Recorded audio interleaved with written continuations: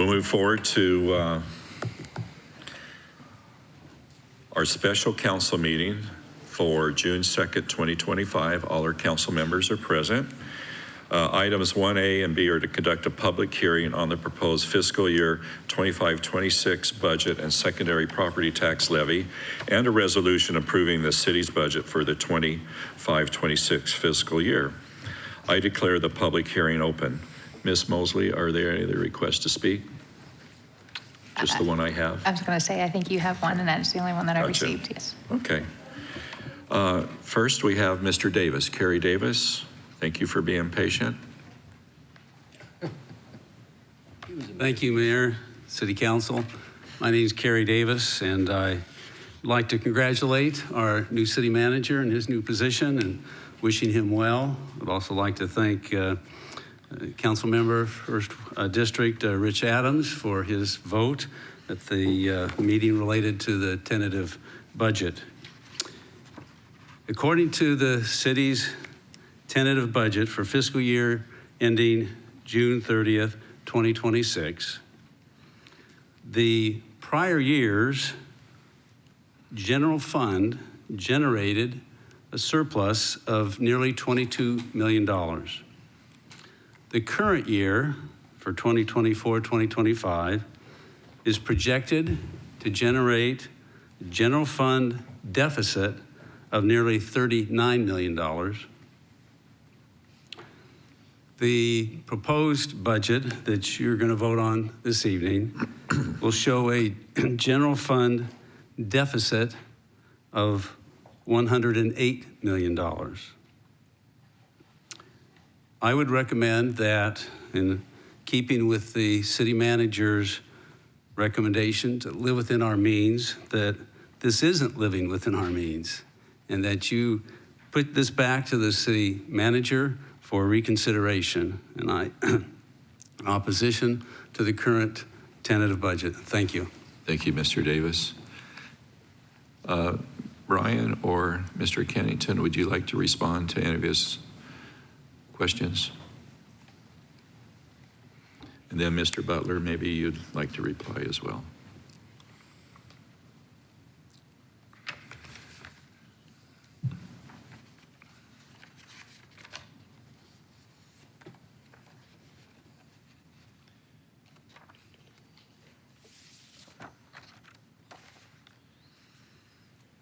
So Mayor, Council, I believe for the question is the increase in the deficit for net sources and uses for fiscal year 25-26.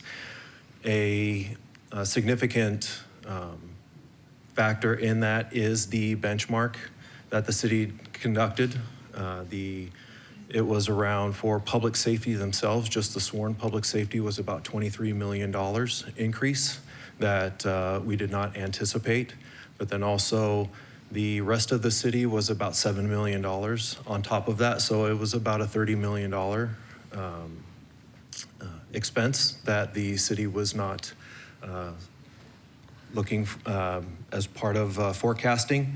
The other part of it is also we're seeing a reduction in our revenues for the residential rental, but then also a slowdown, and we're seeing a slowdown in our sales tax as a whole. Also, what we're seeing is reduced state shared revenues, especially with the income tax, the flat tax that was implemented. So a combination of those, and then also we still do have some, we saw some increases in retiree and healthcare benefits for the active. Those contributions, we've seen significant increases in the expenses for those. So a combination of those expenses has shown a negative net sources and uses for 25-26 for the adopted budget. Thank you, Brian. Mr. Butler? Yeah, Mr. Mayor, Council, and we appreciate the feedback from the folks here tonight during this process, because I know everyone's well intentioned about what's best for Mesa, and I appreciate council through this entire discussion as we've looked at some of the things, unfortunately, that were outside of our control. And so just like any family, though, we talk about treating this just as you would as you were managing your personal finances, even though this is a lot more complicated sometimes, but it's still the basic principle of that. You have set-asides for those unexpected occurrences. An air conditioner quits, and that's a major expense, or a car breaks down. You have to make unexpected repairs.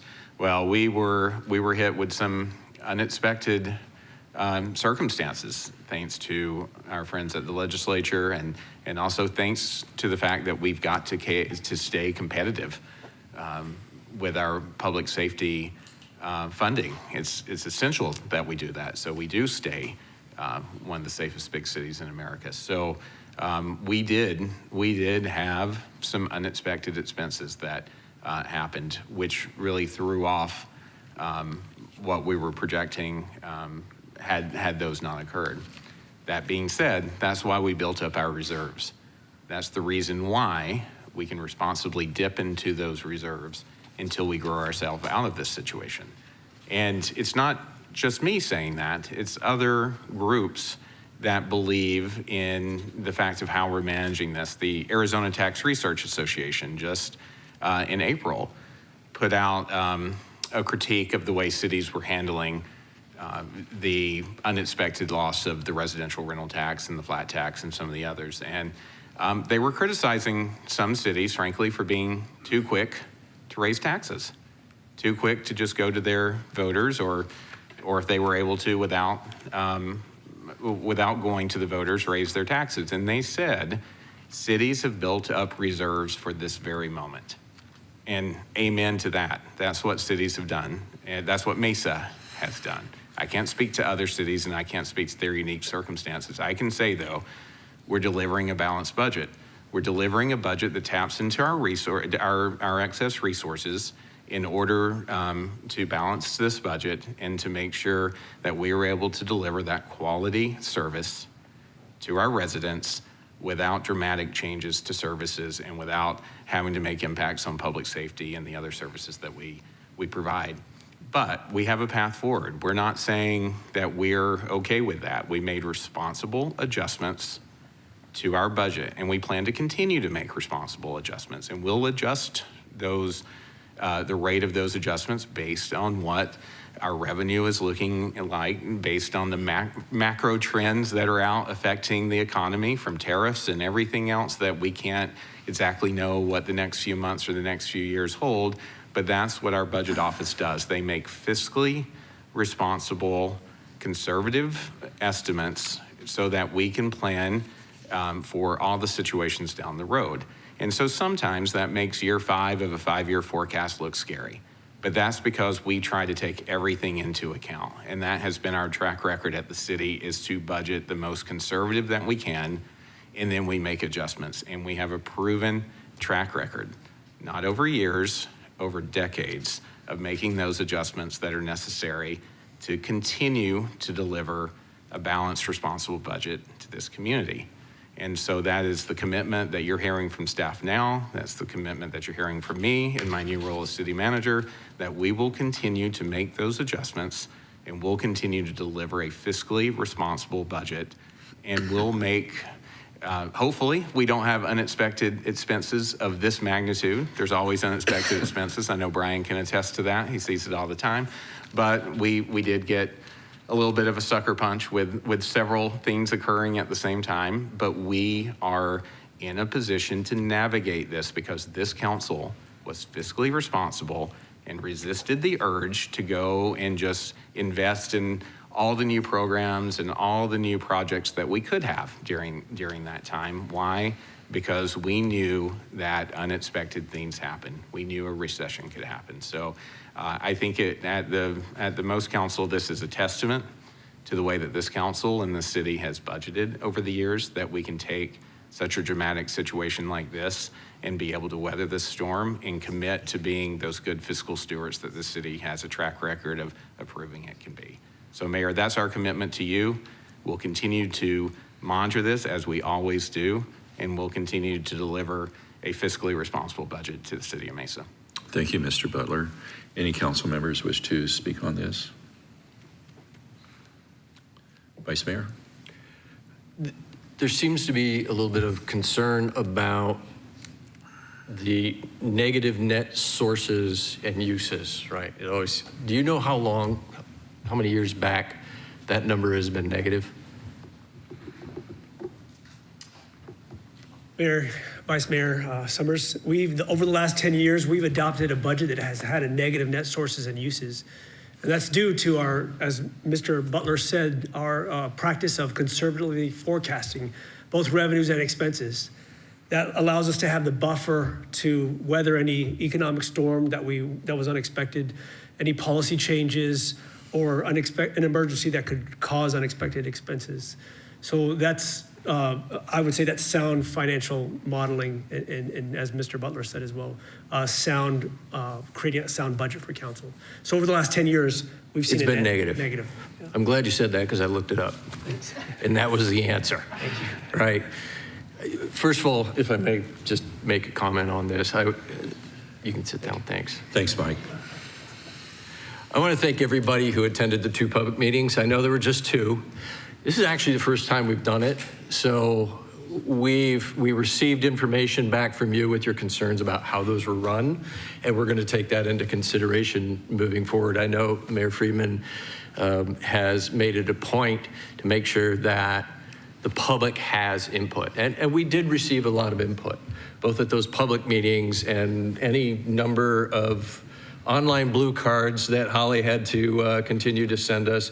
And it really speaks to how difficult the budgeting is, right?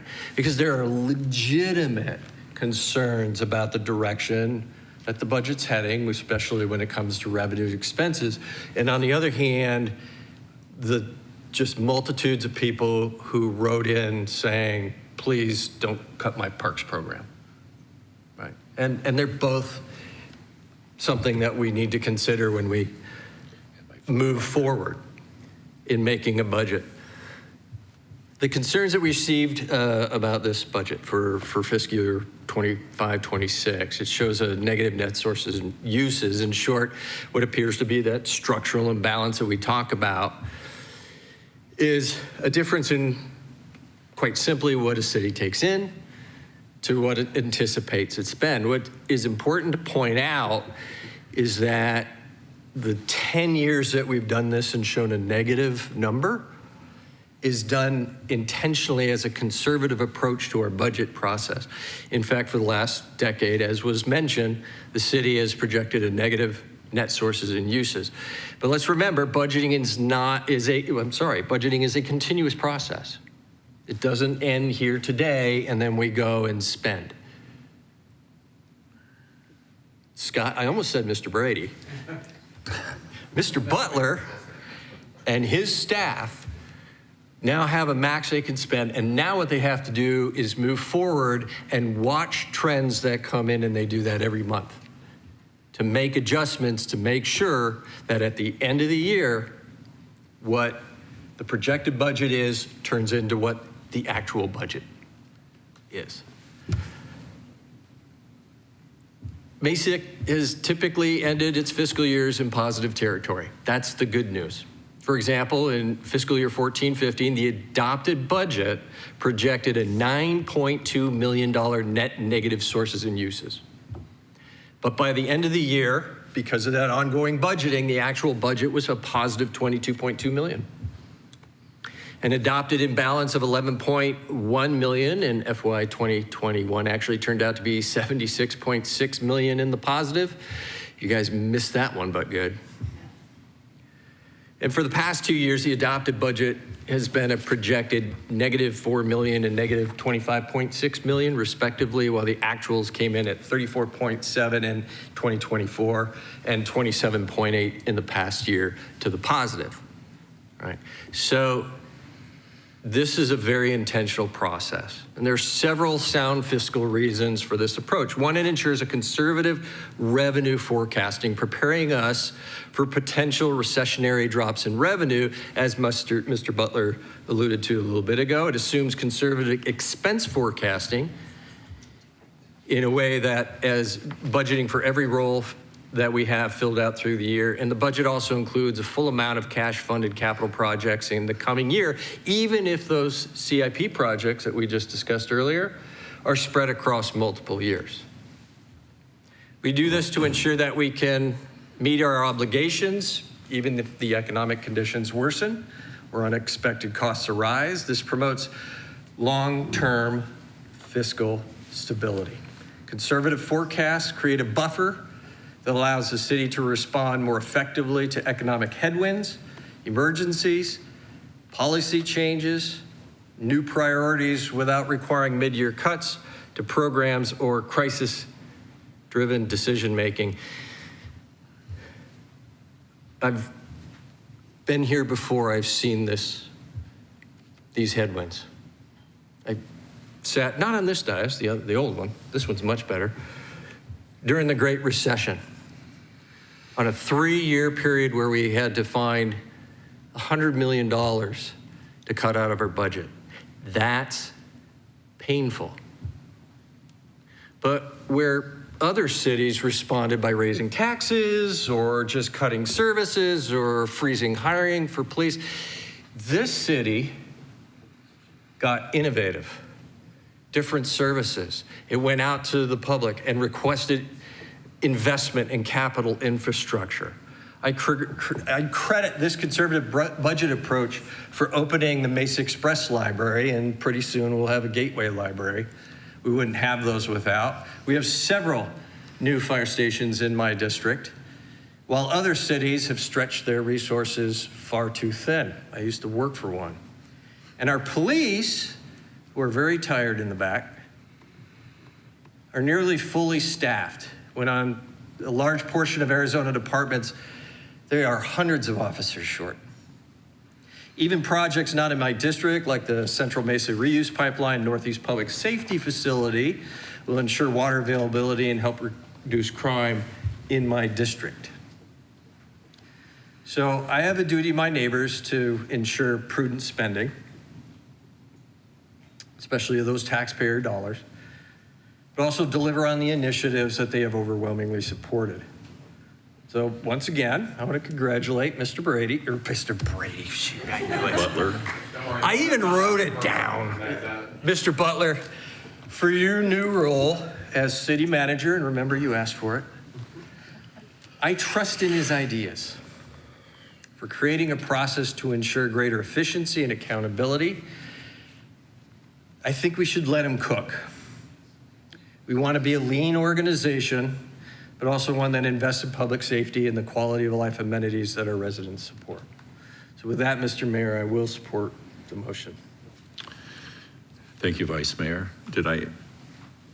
You made a motion, I'll hear a second. So let me just read. I was going to make a comment. You want to make a comment? Did he take all our time? Pretty much. Are you going to order breakfast? Or? We haven't closed the public hearing, so council, if you wish to, I wish to make a comment. please go ahead. I can't. Just push. Did I make you lose your train of thought? Yes, that too. No, I appreciate all your comments, Vice Mayor. I agree with all of them, but I just wanted to, and you kind of stole my thunder on the talking about our conservative forecasting, because I think that's really important, and I'm glad you explained it and brought it up, as well as Mike Kennington. We all know, we had a couple hits, as City Manager Butler talked about, that were beyond our control: the loss of residential rental tax and the increase in expense for public safety sworn personnel salary benchmarking. Some would say that we weren't prepared. That was bad planning. But with nearly a 34% reserve fund, which is extremely healthy, I say that's good planning for a situation just like this. To use our planned savings that are part of a reserve fund to continue to live within our means. Most of us agree you cannot correct $40 million in 1 year. And so I agree with the actions taken. This year, the departments were asked for 2% base budget cuts, resulted in 11 million in a reduction in expenditures. We've had to postpone some projects and cut on certain departments. And remember, we are only voting for next year's budget. As Mr. Butler pointed out, the forecast is a planning tool, and we will continue to adjust and monitor, but we're voting right now on the budget for 25-26, not for the second, third, fourth, fifth year out. Those will continue to be adjusted. I agree with the conservative forecasting that we do to have that buffer when unplanned circumstances come up. Again, I think that's good planning. And we see, these things do happen. Economic downturns and pressures do come up. And our budget continues to be fluid. We continue to adjust it, as I said, throughout the year. So as Councilmember Vice Mayor, Summers pointed out, for the last 10 years, we've had a net negative sources and uses, but of 7 of those 10 years, it's been positive. It's in actuals that have resulted in a positive. So for all of those reasons, because I think it is good planning, I think that we will continue each year to look, and we may have to make more cuts next year. We may have unexpected increases in revenues due to sales tax and things like that. And we'll keep our fingers crossed that we don't have to, but we certainly will. We anticipate having to look at it again next year and not do drastic cuts this year, but continue to offer the services that our residents come to expect and enjoy. And again, as Councilmember Summers mentioned, it's a balance. We received as many or more constituents that are worried about their programming and their services than we received asking us to make deeper cuts. So we continue to balance those, and we'll do it again next year. So for those reasons, I will be voting to approve this budget. Thank you, Councilmember. Mr. Adams. Right here. Oh, there we go. Budget cuts. Yeah, there you are. Thank you, Mayor. Just a few thoughts and comments.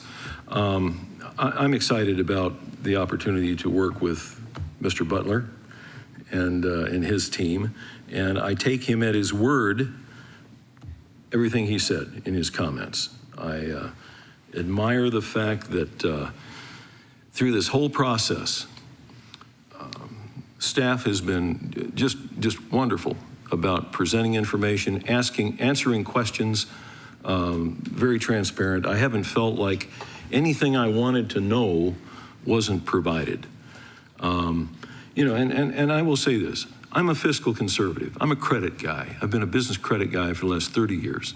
So I look at things from maybe a little bit of a different perspective.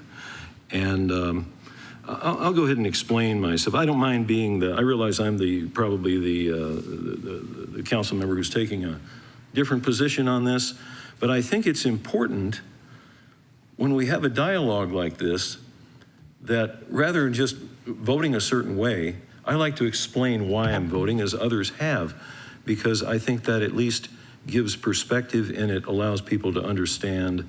I've heard a lot of good things here tonight. But here's where I'm at, and I think we all recognize the budget in front of us, it represents a loss of the rental tax revenue. It also represents an overdue and well-deserved increase in public safety personnel compensation. Absolutely necessary. I support that 110% and always will. I also support our budget for core city services, utilities, solid waste, streets, infrastructure, all those essential things Mesa residents expect and that we deliver the Mesa way. I support taking good care of our city employees. These are the people who deliver our quality services, and they do a great job, and they deserve our support. The way I look at building a budget, there are essentials as well as non-essential expenses to weigh. And these things are weighed based on revenue. Considering the differences should help prioritize reductions when reductions are necessary. I applaud the recent department-wide call for a reduction in overall operating cost. However, I feel the focus could have been greater in the non-essential areas. That's where it gets difficult, because for every person in this room, there's a different definition and a different belief of what non-essential is. And I understand that. That's why there's 7 people up here, not 7 people who all vote the same way. We're projecting that we will operate, and here comes the core of my position. We're projecting that we'll operate at a deficit over the next 5 years. And let's call it an imbalance. I don't want to get tied up in terminology. While relying on our reserves, our savings account, if you will, to make up the difference. I understand that. I get basic accounting. And as some would argue, I can see some merit in the argument that since Mesa's reserve balance is high and that we've saved for a rainy day, we can invade that reserve to a certain extent. I am not comfortable on relying that on a 5-year projection. It's too long, in my opinion. I recognize we cannot cure the deficit or the imbalance we're looking at in 1 year, probably not in 2. The pain would be overwhelming, and I'm not willing to support that. The essential city services, the services we must provide, would also suffer if we tried to fix this boom right now. Can't do it. I do believe we should endeavor to cure our projected imbalances much sooner than the 5 or more years projected. It's the 5-year period that I see on that projection. And the projection exists for a reason, and a good reason, so that we can see that. That's the issue for me. It's too long. I'd like to see it cured quicker. And that is the message my vote hopes to send, to continue that conversation. I'm hopeful that when we begin our next round of budget work, maybe we see that tighten up a little quicker. And I fully recognize that, tough choices are just that. They're tough. Nobody wants to make them. Nobody wants their ox gored, and everybody's ox is different. So I'm so respectful of the city finance team, Mr. Brady's past work, what I think you're going to bring to the table. But for these reasons, I'm not able to support this budget. Thank you. Thank you, Mr. Adams. Ms. Goforth. Thank you, Mr. Adams, for your comments. I appreciate it, but it does make me just want to clarify my position as well, that 5 years I agree, is too long to do a correction course. But I also want to make sure that it's clear for me, I am voting on the 25-26 budget, not the 28-29 budget. So certainly there'll be work to do in the next several years, but for this vote, for this budget, which is the 25-26 budget, that's my vote. Thank you. Ms. Pillsbury, did you have a comment? Yeah, just, I have a few pages of a speech, just kidding. Didn't know we were giving speeches tonight. Yeah, no, in 4.5 years on council, I have learned a lot about the budget and about finances, and I just want to express, and I appreciate all the comments that have been given by my fellow council members, even ones I might not agree with. I appreciate the debate and the discussion. I just want to express my deepest trust and gratitude for our staff and for Mr. Brady and for Mike and all of you. Mr. Kennington, sorry, I should show you more respect. Candace, Brian, your team, Irma, all of you. We have so many people, so much transparency, so many eyes on this, so many intelligent, smart, competent people working on this that have put Mesa in such an amazing position. And I just don't think I can shout that from the rooftops enough. We have a fiscally conservative city. We do. We have proof to show that. And the hard decisions that are made every single day support that. And I'm just really grateful for it. It doesn't mean we don't push you on things and ask you questions on things and ask you to change things. We just saw that with the parks budget. You know, we don't just go along. We don't just say, sure, that sounds great. We all study this. We ask all the questions and have the meetings, and we go through all of our agendas and the budget and line items and all the boring stuff so that we can understand it as well. And I just really want to say thank you for the position that we're in. Thank you, Ms. Pillsbury. Mr. Radia. Just real quick, I think for me in the last 7 years, I think 7+ years on council, I think I mentioned this, you know, it's a every year process, right? Months in the making, conversations like Ms. Spilsbury mentioned, Councilmember Spilsbury and the rest of council. I think that's the work that is put in by staff and the council and everybody involved and the constituents that have come into the council meetings and study sessions.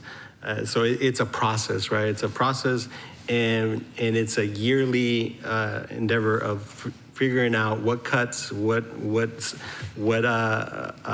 monies come in, revenues come in, and looking at how we adjust in those things, right? So every year it's been, you know, upper 20s, 30s as far as the reserves, and that's because of what's been mentioned, right? As far as the planning process that has been initiated since, you know, once we vote on this, the budget cycle begins, you know, as quickly as we vote on this for the next year. And so I think for me, as far as my experience, it's been a process that's, you know, it's a complex budget, you know, $2.6 billion, right?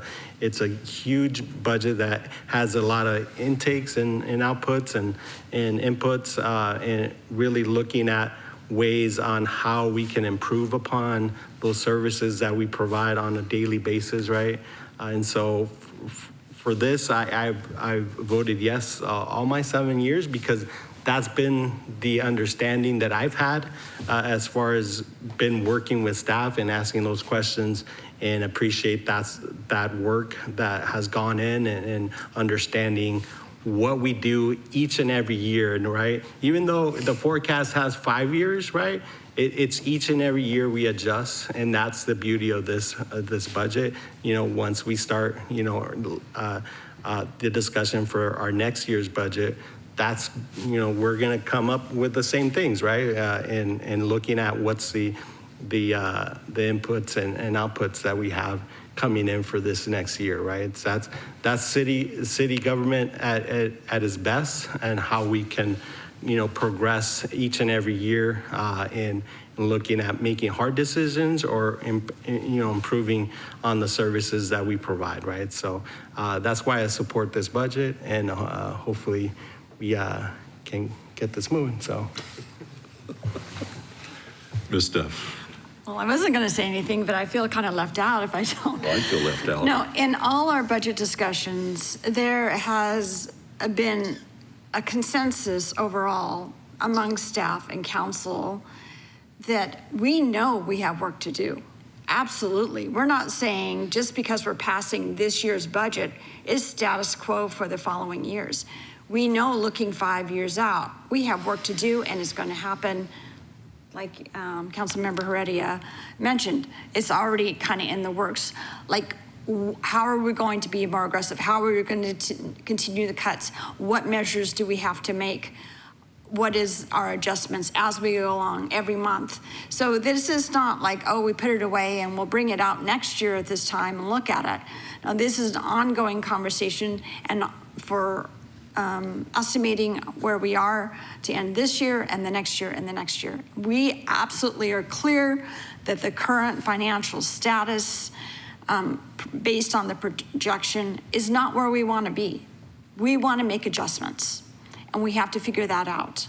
Fortunately, our reserves gives us a way to gradually work through that and not be all of a sudden, because we have no reserves, we got to cut staff starting July 1. We got to cut programming starting July 1. We can work into how we're going to deal with this. And that's what we're doing. We're passing the budget, using reserves to get through this year, and immediately, right now, looking at the next year and then rolling that out 5 years. And this is continual.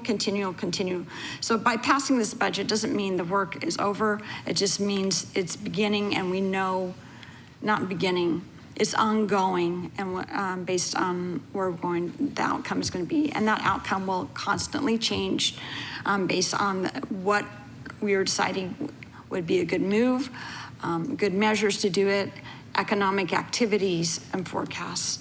So we have to look where we're going to make those decisions.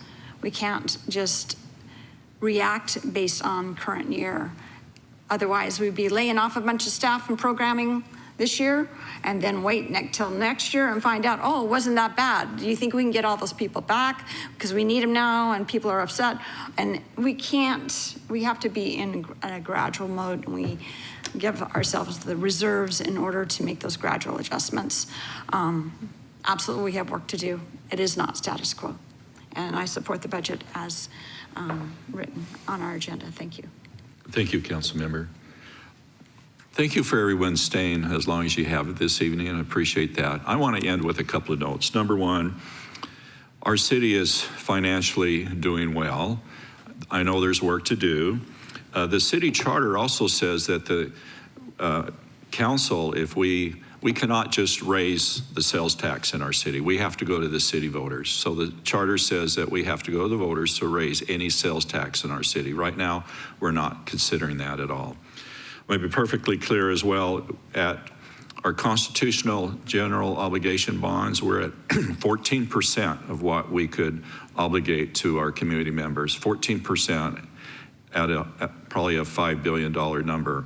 But with that said, for $2,200 a year, you're receiving all of our city services, including your general obligation bonds. And I really like the conversations we've had on dais here tonight, because I think you can get the consensus. We're all working together to keep our budget intact and as strong as possible. But I've also asked our city manager to look at the future or forecasts of what cuts there might be in our departments. And so he'll come back with a 2.5%, and 3% projections for this coming next year budget season. So we have to start after tonight's vote.